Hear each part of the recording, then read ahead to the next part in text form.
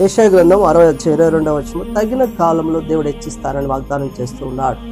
తగిన కాలం దేవుడు హెచ్చిస్తాడు. మరి దావీదు ఇంటికి సమూయేలు వెళ్ళినప్పుడు తన ఇంట్లో ఉన్నటువంటి వారు తనని ఎన్నిక లేని వాడిగా మరి సమూయేలుకు చెప్పినట్లు మనం చూస్తాం. సమూయేలు మరి యెషయాతో అడుగుతాడు, మీకు ఎంతమంది కుమారులు అన్నప్పుడు ఇదిగో ఇక్కడే ఉన్నారు నా కుమారులు అందరూ అంటాడు.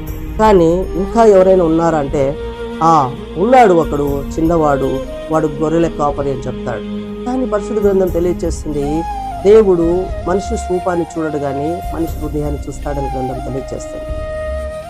ఆయన మనిషి రూపాన్ని చూసే దేవుడు కాదు, మనిషి హృదయాన్ని చూసే దేవుడు. కాబట్టి ఆనాడు దావీదు జీవితంలో గొర్రెల కాపరి ఉన్నటువంటి దావీదుని దేవుడు రాజుగా చేసినట్టుగా పరిశుద్ధ గ్రంథం తెలియజేస్తుంది. 2 సమూయేలు 2:4 చూస్తే దావీదును ఇశ్రాయేలు ప్రజల మీద రాజుగా అభిషేకించి పట్టాభిషేకం చేసినట్లుగా మనం చూస్తాం.